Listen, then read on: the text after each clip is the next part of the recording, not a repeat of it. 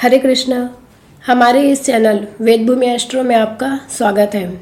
आज हम कुंडली के सबसे महत्वपूर्ण भाव सेकंड हाउस के विषय में चर्चा करेंगे, जो कि आज मटेरियल वर्ल्ड की दृष्टि से सबसे महत्वपूर्ण भाव बन जाता है, क्योंकि इस वर्ल्ड में सरवाइव करने के लिए एकमात्र धन ही ऐसा जरिया बन जाता है जो आप चाहे या ना चाहे सबसे इम्पोर्टेंट स्थान रखता है।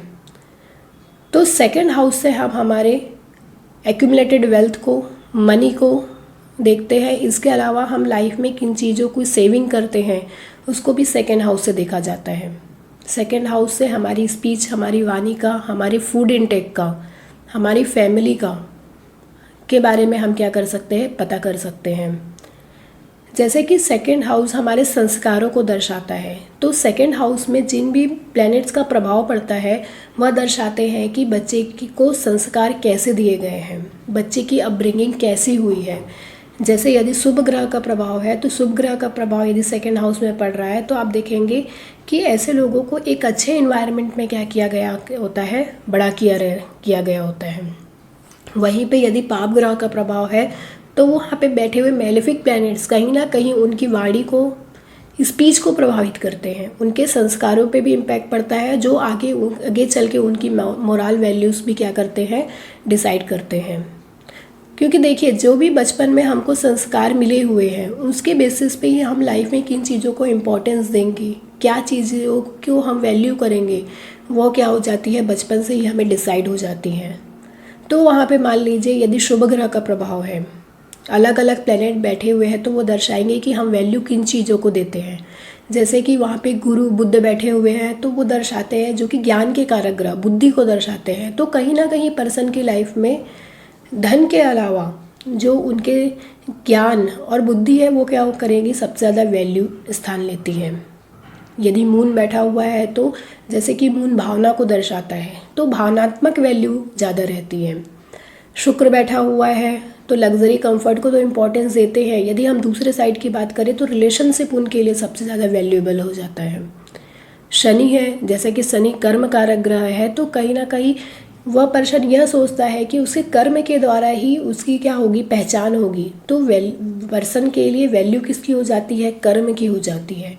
तो बचपन में जिन संस्कारों में, जैसे इन्वायरमेंट में उसने बड़ा हुआ है, देखा है कि किन चीज़ों को उसके एनवायरनमेंट में वैल्यू दी जा रही है, तो वो चीज़ें ही क्या हो जाती है, उसके आगे चल के संस्कार बनाती है और मोरल वैल्यूज़ को डिसाइड करती है। तो सेकंड हाउस में जिन भी प्लैनेट का प्रभाव आप देखेंगे, क्योंकि प्रभाव मतलब दृष्टि पड़ रही है, युति है, और जो प्लैनेट वहाँ पे सेकंड हाउस में बैठा हुआ है उन प्लैनेट से ही हम बच्चों के क्या देख सकते हैं, संस्कार देख सकते हैं। तो यदि बच्चों के बचपन के बारे में हमको पता करना है, 12 से 15 साल तक की यदि हम बात करते हैं, बच्चों के बचपन को देखना है, तो उसके लिए हमको सेकंड हाउस को रीड करना क्या हो जाता है, ज़रूरी हो जाता है।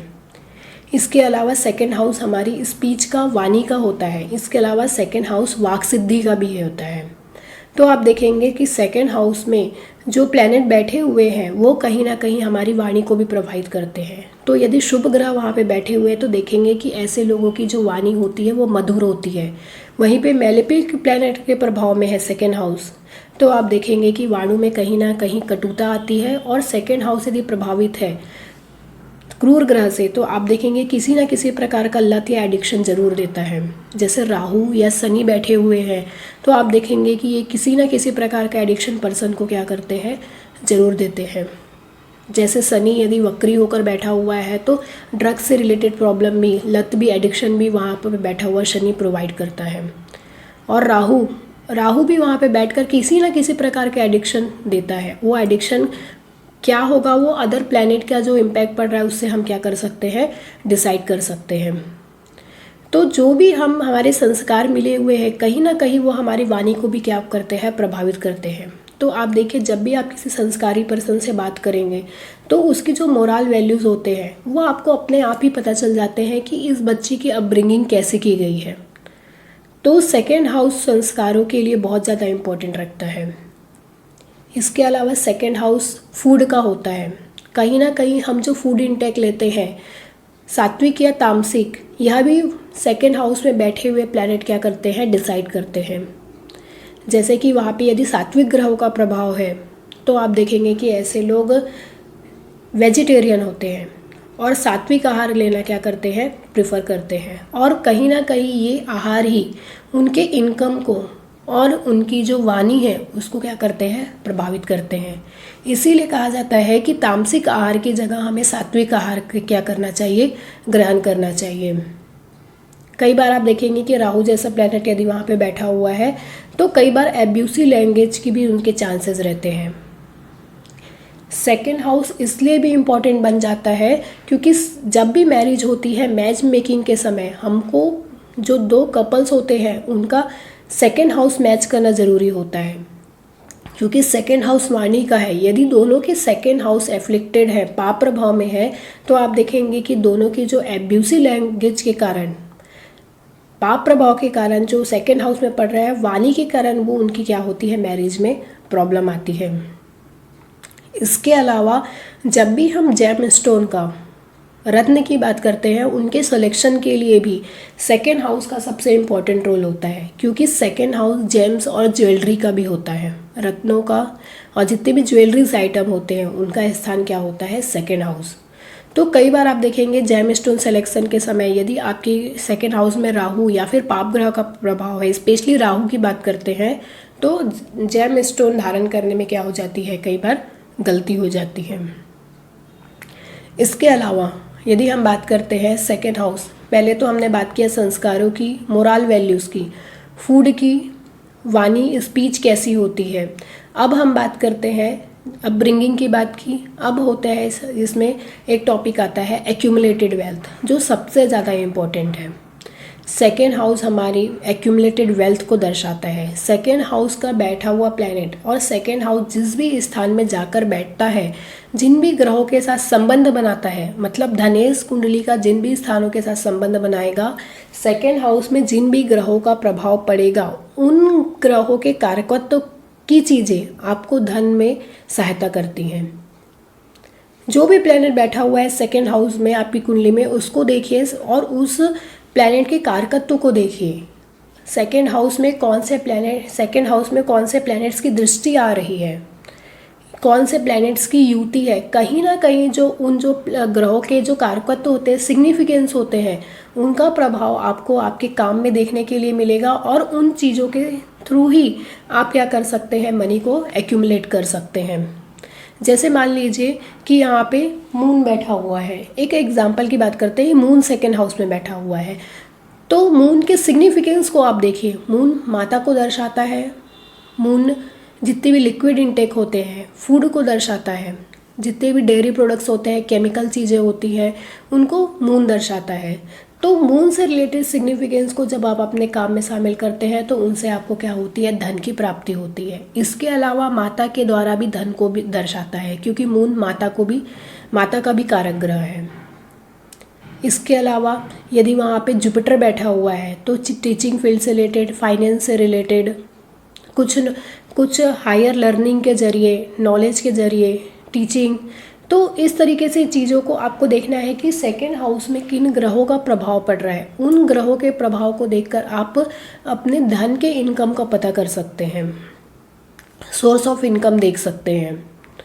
इसके अलावा चलिए हम एक एग्जाम्पल के थ्रू ही बात करते हैं कि इस पर्सन की लाइफ में धन के सोर्स क्या होंगे, मतलब कौन से बिजनेस के थ्रू इनको धन की प्राप्ति होगी। जैसा कि आप देख रहे हैं कि ये एरिस एसेंडेंट है और एरिस एसेंडेंट में आप देखिए सेकेंड हाउस में कौन सी राशि आती है, वृषभ राशि।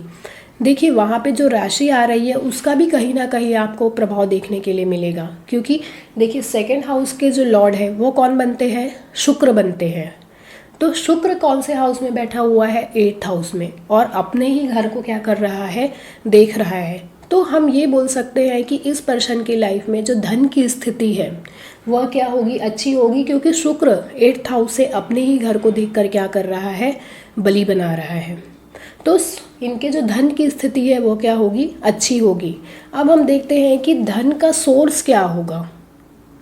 देखिए करियर अलग चीज़ है और धन का सोर्स अलग है। ये ज़रूरी नहीं कि हम जो काम करते हैं उनसे हमको ज़्यादा धन की प्राप्ति हो। कई बार लोगों की लाइफ में जो कुंडली होती है उसमें मल्टीपल सोर्स ऑफ इनकम होते हैं। तो ज़रूरी नहीं कि जो हमने एजुकेशन किया है उससे ही हमको इनकम हो, जो काम कर रहे हैं वहीं से इनकम हो।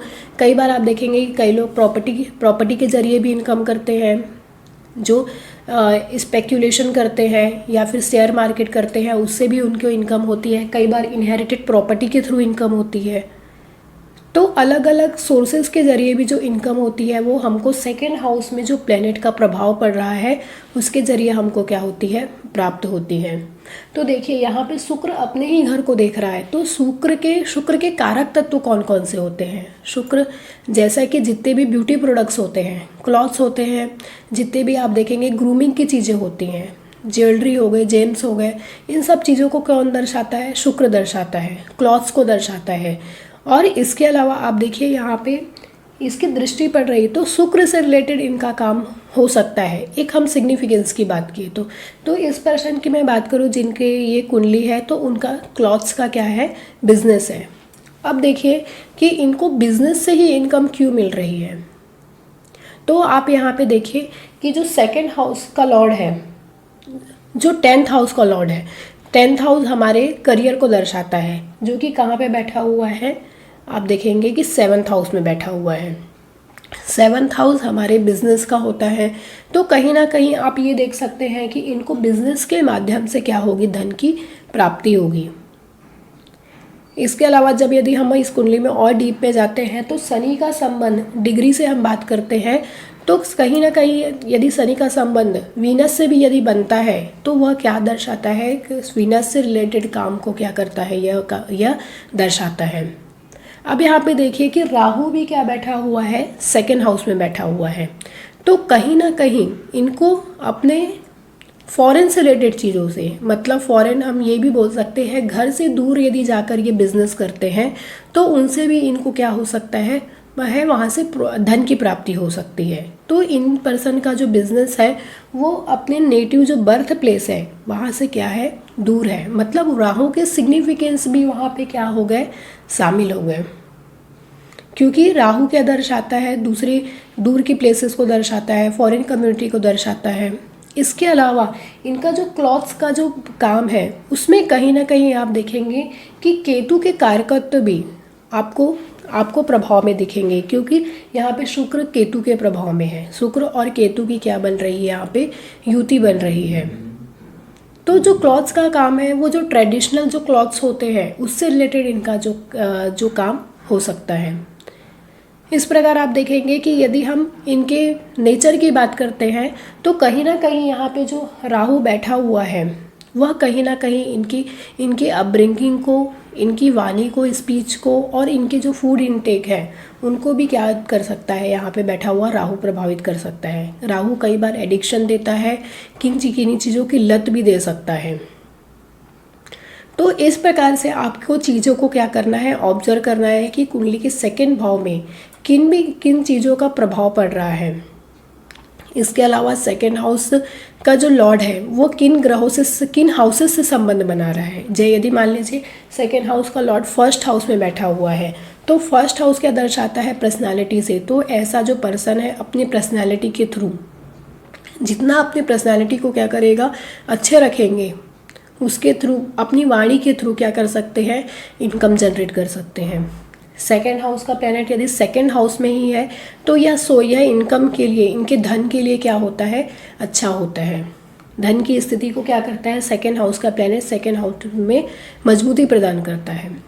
इस वीडियो को हम आगे कंटिन्यू करेंगे कि सेकेंड हाउस का प्लैनेट यदि विभिन्न भाव में बैठा हुआ है तो कैसा प्रभाव डालेगा। आज हम सिर्फ सेकेंड हाउस के सिग्निफिकेंस को देखते हैं। जैसा कि आप देखेंगे कि सेकेंड हाउस थर्ड हाउस से 12th हाउस होता है, तो कहीं ना कहीं हमारी जो ट्रैवलिंग से लॉस को भी दर्शाता है, लॉस ऑफ कम्युनिकेशन को भी दर्शाता है। सिबलिंग्स के लॉस को भी हम कहाँ से देखते हैं, सेकेंड हाउस से देखते हैं। ये भवत भावम का नियम है जिसमें आप देखेंगे कि ये जो सेकेंड हाउस होता है वो कौन से हाउस से क्या पड़ रहा है। जैसे कि 4th हाउस से ये 11th हाउस होता है, तो 4th हाउस हमारे प्रॉपर्टी का होता है, मदर का होता है, जितने भी हमारे व्हीकल्स का सुख, हमारी मानसिक शांति, इसको हम 4th हाउस से देखते हैं। तो प्रॉपर्टी से हमको कितने गेंस होंगे, क्योंकि 4th से क्या होता है, ये 11th होता है। तो हमको अपनी माता के थ्रू कितने गेन्स मिलेंगे, हमको प्रॉपर्टी से कितने गेन्स मिलेंगे, कितने हमको इन चीज़ों के जरिए सुख की प्राप्ति होगी, यह हमको कहाँ से पता चलेगा, सेकंड हाउस से पता चल सकता है। वहीं पे आप देखेंगे कि यह सिक्स हाउस से क्या पड़ता है, 9th हाउस पड़ता है। मतलब हम यदि लोन लेते हैं, डेप लेते हैं, तो हमको वहाँ वो चीज़ें हमारे भाग्य को सपोर्ट करेंगी कि नहीं करेंगी, ये चीज़ें भी हमको सेकंड हाउस से पता चलती हैं।